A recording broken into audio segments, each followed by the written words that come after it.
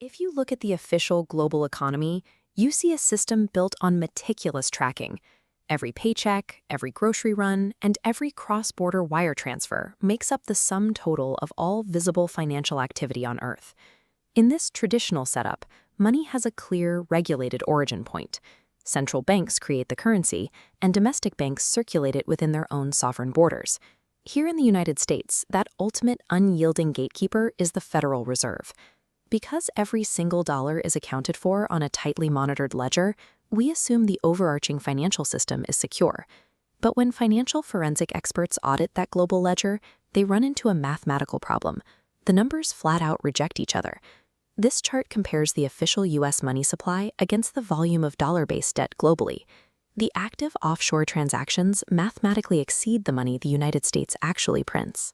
This excess currency forms a phantom economy, a shadow dominion operating in official blind spots.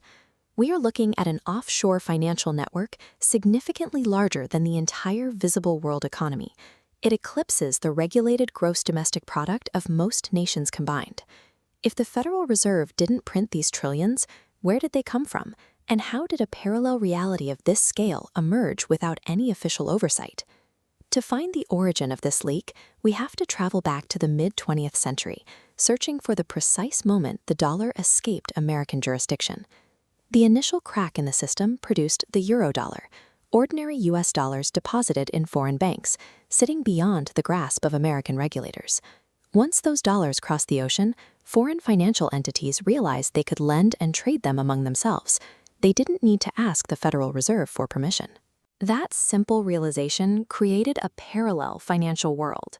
The strict reserve requirements and safety protocols of the U.S. Central Bank simply did not apply. By establishing this offshore market, the dollar mutated. It became a borderless asset, untethered from the government that originally issued it. The offshore market truly exploded when the banking industry pivoted from physical paper ledgers to digital mainframes. The shadow system relies on digital scale. Nobody is physically counterfeiting paper bills in a basement. Instead, this is how the inflation happens.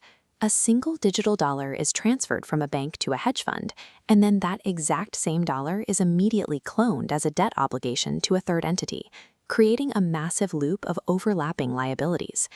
Today, this duplication happens across decentralized hubs planted right in the middle of global financial centers.